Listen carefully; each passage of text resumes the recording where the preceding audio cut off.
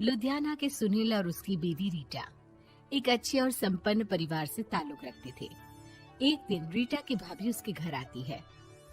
रीटा, तुझे तो पता है तेरा भाई कुछ नहीं करता, ऊपर से 2 बच्चों की जिम्मेदारी, बेटी भी बड़ी हो गई है। तू तो बुआ है, कुछ मदद कर सकती है तो कर देना। कहाँ पैसे हैं भाभी, बस समझ लो किसी तरह हम लोग भी दिन काट रहे हैं। 2 ही तो कार है और मेरी बेटी भी बड़ी हो रही है। अब उसके लिए कार लेनी है तो 10 लाख का खर्चा तो लग ही जाएगा। तभी वहाँ सुनील आ जाता है। अरे शशि, क्या है, तू हमेशा पैसों के लिए परेशान क्यों रहती है? वैसे क्या जरूरत थी बेटी की शादी इतने बड़े घर में तय करने की? अरे पैसे नहीं थे तो ऐसे ही कर देती कहीं शादी। इतने बड़े होटल में क्यों कर रही है शादी? लेकिन यहाँ तो मामला शादी का है, डेट तय है। दरअसल तेरे भतीजे के पीएफ के पैसे आने हैं, पर उसमें देर हो रही है। जैसे ही पैसे आ जाएंगे मैं तेरे अकाउंट में डलवा दूंगी। ठीक है, हम लोग सोचकर बताएंगे। तभी वहाँ भतीजा आ जाता है। फूफा जी, आप लोग ही मदद कर सकते हैं, वरना तो कैसे काम होगा समझ में ही नहीं आ रहा। मैं वादा करता हूँ जैसे ही पैसे आ जाएंगे मैं आप लोगों को वापस कर दूंगा। हाँ भाई, ठीक है। अब देख भाई, हमारे लड़के तो सारा दिन घर पर पड़े रहते हैं, ना कमाते हैं ना कुछ कमाने की इच्छा रखते हैं।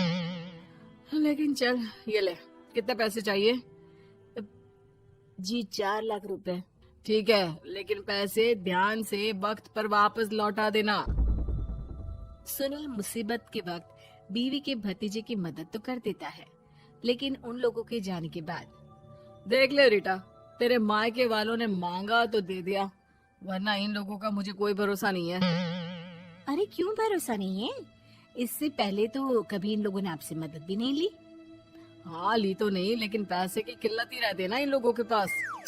अरे ठीक है ना, नहीं लौटा पाए तो भतीजे के ससुराल से निकाल देंगे। सुना है बड़े घर में शादी हो रही है। सुनील और रीटा पैसे तो दे देते हैं, लेकिन अगले रोज ही। हाँ भाई साले साहब, क्या हाल है? ठीक हूँ जीजा जी। क्या बात है, सालों बाद आपका फोन, जरूर कोई बात होगी, बताइए ना। अरे वो तेरी बड़ी भाभी आई थी, बेटी की शादी कर रही है ना, तो पैसे लेने के लिए मैंने दे दिए 4 लाख। सोचा भाई किसी गरीब की बेटी की शादी हो रही है, पुण्य मिल जाएगा। अच्छा किया जीजा जी, उनका बेटा बहुत मेहनती है, जल्द ही लौटा भी देगा। वहीं रीटा भी फोन करके हर किसी को पैसे देने की बात करती है। रीटा की भाभी शशि के पास उसके भाई का फोन आता है। तूने सुनील से पैसा लिए हैं क्या? नहीं भाई, सिर्फ बात की है, बोल तो रहा है कि दे देगा। वो लोग मदद करने वालों में से नहीं है, और मदद कर भी दे लेकिन समाज में गा गा कर हालत बुरी कर देते हैं। अब गाने दीजिए ना भाई, मैं क्या कर सकती हूँ, मेरे पास कोई ऑप्शन भी तो नहीं है। बेटी की अगले हफ्ते शादी जो है। शशि की बेटी की शादी हो जाती है, लेकिन शादी के 1 महीने बाद ही सुनील का फोन भतीजे के पास आता है। हाँ भाई, शादी तो हो गई हम लोगों की दुआ से। अब देख, ऐसा ही फायदा होता है पैसे वाले रिश्तेदार हो तो। तेरे वक्त पर हम कैसे खड़े हो गए थे, लेकिन अब पैसा लौटा दे भाई। जी, मैंने पीएफ के लिए अप्लाई कर दिया था, उसकी नोटिफिकेशंस मैं आपको भी भेज देता हूँ। मुझे लगता है 10 दिन में पैसे आ जाना चाहिए। जैसे ही पैसा आएगा मैं आपके अकाउंट में डाल दूंगा। और ना जी ना, कोई नोटिफिकेशन नहीं चाहिए, पैसा चाहिए, पैसा। ठीक है अंकल, बस 10 दिन का समय दे दीजिए। अभी हफ्ता भी पूरा नहीं होता कि भतीजे के पास उसके गांव के दूर के चाचा का फोन आता है। अरे बेटा, क्या बात है, सुनील के कोई पैसे ले रखे हैं तो दे क्यों नहीं देता? हाँ चाचा जी, बात तो हुई थी, 10 दिन का वक्त मांगा है, उम्मीद है हो ही जाएगा। अरे फोन कर रहा है, रोज बता रहा था कि बेटी की शादी में मदद की थी।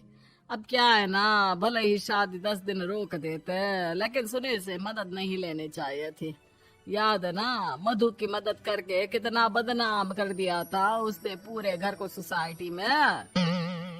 हाँ चाचा जी, मैं भी यही सोच रहा था कि उन लोगों से मदद नहीं लेनी चाहिए थी। कई लोगों के फोन आ चुके हैं। वही रीटा अपनी भाभी को फोन कर देती है।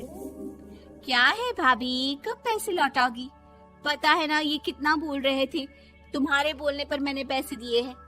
भाभी अब तो आपके बेटे की कार बेच दो और हम लोगों के पैसे दे दो। अरे लेकिन रीटा, बात तो 3 महीने की हुई थी ना, अभी तो 2 महीने भी नहीं हुए पैसा लिए, थोड़ा तो सब्र करो। नहीं नहीं भाभी, वैसे मेरा बेटा टिक्कू आ रहा है आप लोगों के घर रहने के लिए, उसको अच्छे से खिलाना पिलाना, समझी? भाभी को समझ में नहीं आता कि वो क्या करे। वो बेटे से बात करती है। अरे माँ, इन लोगों से मदद लेकर सच में बहुत बड़ी गलती कर दी। मुझे खुद समझ में नहीं आता कि कैसे इन लोगों के पैसे जल्द से जल्द दे दूं। तभी डोरबेल बजती है और रीटा का बेटा टिक्कू घर में आता है। आओ बेटा, मामी के घर पहली बार आए हो रहने। आप पापा बोल रहे थे कि आप लोग पैसे का ब्याज तो दे नहीं पाओगे, तो तब तक मैं यहीं रह लूं। और हाँ, मैं एसी के बिना नहीं सो पाता। आप लोग अपना देख लेना और पैसे जल्दी लौटा देना, क्योंकि मैं थोड़ा जल्दी जाना चाहता हूँ। रीटा का फोन शशि के पास आता है। भाभी, पैसे कब तक दोगे? बेटी की विदाई के बाद शशि के घर का माहौल बिल्कुल बदल जाता है। वो हर वक्त बेटे से उसके पीएफ के पैसे पूछती, और पीएफ यानी कि सरकारी काम। आजकल में पूरा 1 महीना और बीत जाता है। भाभी, मैं और ये अमेरिका जा रहे हैं, घूमने के लिए पैसों की बहुत जरूरत है। रीटा, मैं पूरी कोशिश कर रही हूँ कि जल्द से जल्द पैसे का इंतजाम कर दूं, लेकिन पक्का नहीं बोल सकती। तभी सुनील का फोन भतीजे के पास आता है। देख, माना 3 महीने की बात हुई थी पैसे लौटाने के लिए, लेकिन अभी मुझे पैसों की काफी जरूरत है। मैं अमेरिका जा रहा हूँ, तो पैसे मैंने किसी से ब्याज में पकड़ लिए हैं। तू हर महीने 4 लाख का 20,000 ब्याज डाल देना मेरे अकाउंट में। सुनील फोन रख देता है, लेकिन भतीजा काफी परेशान हो जाता है। वो ऑफिस से शाम को घर आता है कि माँ पूछती है, क्या हुआ बेटा? बेटा माँ को सारी बात बता देता है। माँ भगवान के सामने हाथ जोड़कर खड़ी हो जाती है और रोने लगती है कि तभी बेटे का मोबाइल पर मैसेज बजता है। माँ, पीएफ के पैसे आ गए। और वो ऑनलाइन ही सुनील के पैसे वापस कर देता है। भला हो भगवान का। लेकिन आज एक बात तो समझ में आ गई, मदद हमेशा उन लोगों से लो जो मदद के बदले आपसे मदद में दी गई रकम ही वापस लें, ना कि समाज में आपकी इज्जत।